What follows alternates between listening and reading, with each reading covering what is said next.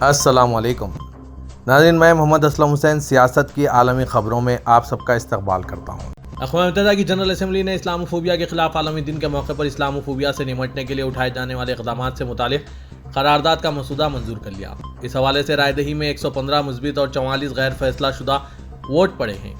ये बात काबिल ज़िक्र है कि फ्रांस, बरतानिया, जर्मनी, इटली, यूनान, स्वीडन, स्विट्ज़रलैंड, फिनलैंड, यूक्रेन और हिंदुस्तान इन 44 ममालिक में शामिल थे जिन्होंने गैर फैसला कुन वोट का इस्तेमाल किया।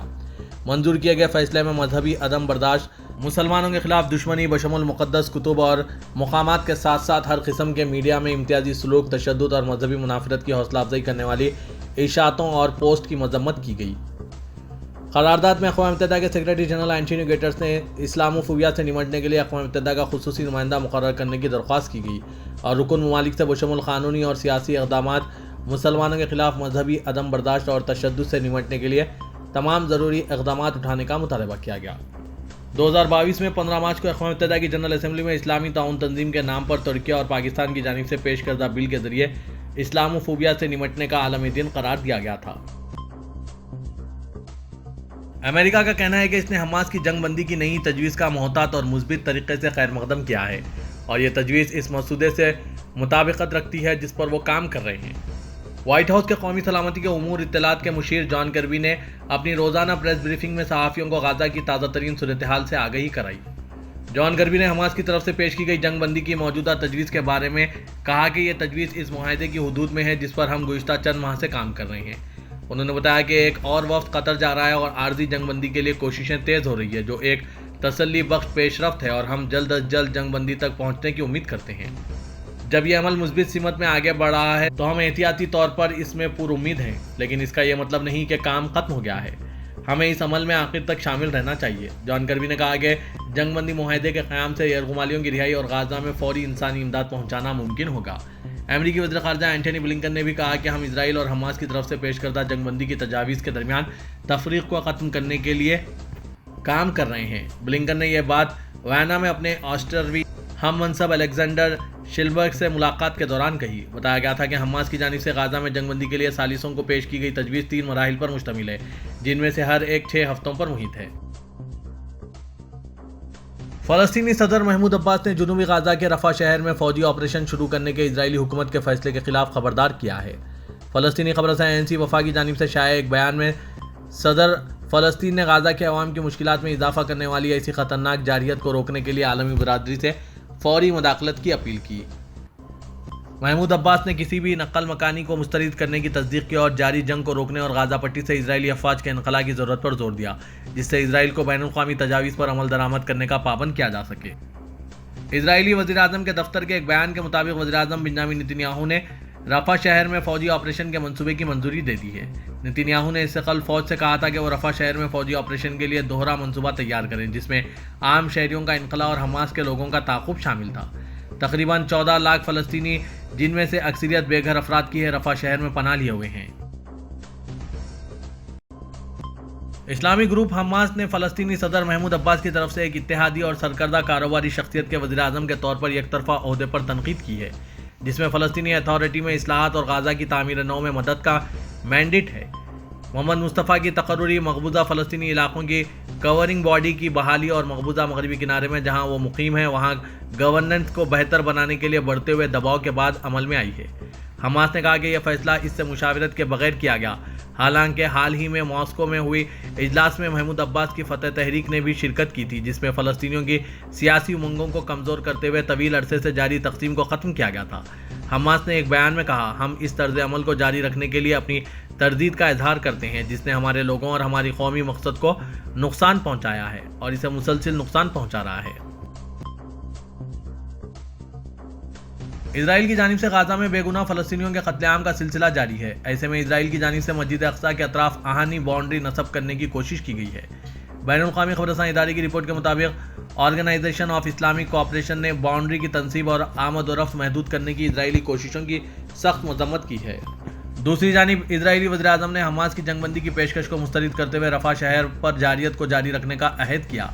टाइम्स ऑफ इजराइल के मुताबिक नेतन्याहू ने हमास की जंगबंदी की ताज़ा तरीन तजवीज़ को मुस्तरद करते हुए इसे मज़ाक़ कैस करार दिया।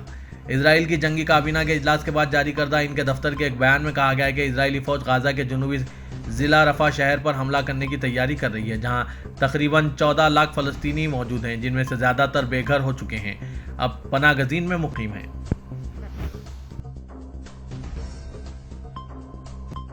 خادم حرم شریفین شاہ سلمان بن عبدالعزیز اور ولی عہد محمد بن سلمان نے مشترکہ طور پر قومی فلاحی امور کے لیے احسان پورٹل کے 4تھے ایڈیشن کو لانچ کرنے کا اعلان کیا ہے۔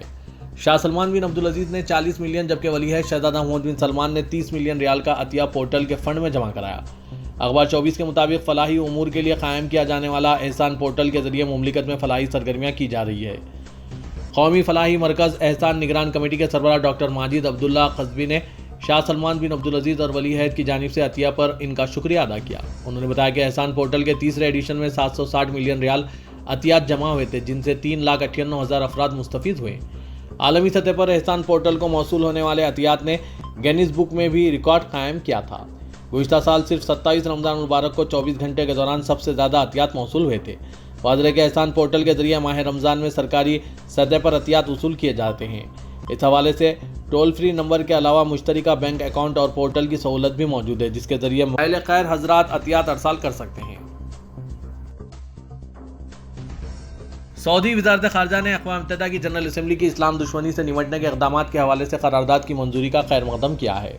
سعودی خبر رساں NCSPA کے مطابق وزارت خارجہ کی جانب سے جاری بیان میں اسلام فوبیا سے نمٹنے کے لیے اقوام متحدہ میں خصوصی ایلچی کی تقرری کے اقدام کو بھی سراہا گیا۔ جاری بیان میں مزید کہا گیا کہ سعودی عرب کی جانب سے انتہا پسندانہ خیالات و رجحانات کا مقابلہ کرنے اور اس حوالے سے ہونے والی فنڈنگ کے ذرائع کو ختم کرنے کے لیے عالمی سطح پر کی جانے والی کوششوں کی ہمیشہ سے حوصلہ افزائی کی جاتی ہے۔ مملکت کی جانب سے مختلف بین المذاہب مکالمے کی اہمیت پر بھی زور دیا گیا تاکہ عالمی سطح پر امن و سلامتی کے پیغام کو پھیلایا جا سکے۔ ارجنٹینا کے اسٹار فٹ بالر میسی کھیل کے میدان کے بعد سعودی عرب کے لگژری کپڑوں کے برانڈ سیار کے سفیر کے طور پر بھی سامنے آئے ہیں۔ عرب نیوز کے مطابق برانڈ کے انسٹاگرام پیج پر ایسی ویڈیو اور تصاویر شیئر کی گئی ہے جن میں انٹر میامی کے لیے کھیلنے والے میسی روایتی سعودی لباس میں دکھائی دے رہے ہیں۔ انہوں نے سفید توپ کے ساتھ سر پر سرخ اور سفید رنگ کا شماغ اوڑھ رکھا ہے۔ ویڈیو میں میسی کیمرے کے لیے پوز بنا رہے ہیں اور سر پر لیے شماغ کو ٹھیک کرتے دکھائی دیتے ہیں۔ یہ اسٹار فٹ بالر کی جانب سے سعودی عرب سے متعلق کی جانے والی پہلی تشہیری مہم نہیں ہے۔ سعودی عرب کے ولی عہد محمد بن سلمان نے آج ہفتے کے دن پاکستان کے نئے وزیر اعظم شہباز شریف کو تیقن دیا کہ سعودی عرب پاکستان کی بھرپور مدد کرے گا جو مشکل معاشی بحران سے دوچار ہے۔ ریاض نے ماضی قریب میں پاکستان کی بڑی مدد کی ہے۔ اس نے پاکستان کے ذخائر گھٹ جانے پر جاری رقومات جمع کرائے۔ اس نے اسٹیٹ بینک آف پاکستان میں 3 بلین امریکی ڈالر جمع کرائے تھے اور اس کی میعاد مزید 1 سال بڑھا کر دسمبر 2024 تک کر دی تھی۔ وزیر اعظم پاکستان شہباز شریف کو کراؤن پرنس نے فون پر مبارکباد پیش کی۔ ولی عہد نے کہا کہ دونوں ممالک کے قریبی برادرانہ تعلقات ہیں۔ پاکستان کی ایک عدالت نے وزارت داخلہ پر تنقید کی کہ وہ 11 سال قبل گرفتار ہندوستانی شہری کو عدالت کے حکم کے باوجود اس کے ملک واپس بھیجنے میں ناکام رہی۔ اس نے خبردار کیا کہ متعلقہ معتمد کو یہ بتانے کے لیے طلب کیا جائے کہ ایسے کیسز میں ان کا محکمہ کیسے کام کرتا ہے۔ سندھ ہائی کورٹ کی واحد رکنی بینچ نے جج جسٹس محمد کریم خان آغا نے وزارت داخلہ کو ہدایت دی کہ وہ حقائق سے اچھی طرح واقف عہدیدار بھیجیں یا اگلی تاریخ سماعت پر تعمیل نامہ داخل کریں۔ اخبار ڈان نے آج ہفتے کے دن یہ اطلاع دی۔ عبد المغنی کو 2013 میں مبینہ ٹاؤن پولیس اسٹیشن کی پولیس کو ابو حسن اسپائی روڈ کے قریب سے گرفتار کیا۔ سیشن کورٹ نے اسے 2017 میں 6 ماہ جیل کی سزا سنائی تھی، جس کے خلاف اس نے سپریم کورٹ میں اپیل دائر کی تھی۔ بینچ نے کہا کہ ہندوستانی شہری اپنی سزا کاٹ چکا ہے۔ جیل سپرنٹینڈنٹ کو ہدایت دی گئی تھی کہ وہ وزارت داخلہ کے توسط سے اسے ڈپورٹ کرنے کے انتظامات کریں۔ وزارت کا ایک سیکشن عہدیدار عدالت میں آیا اور اس نے کہا کہ قواعد و ضوابط کے بعض مسائل کی وجہ سے ڈپورٹیشن نہ ہو سکا۔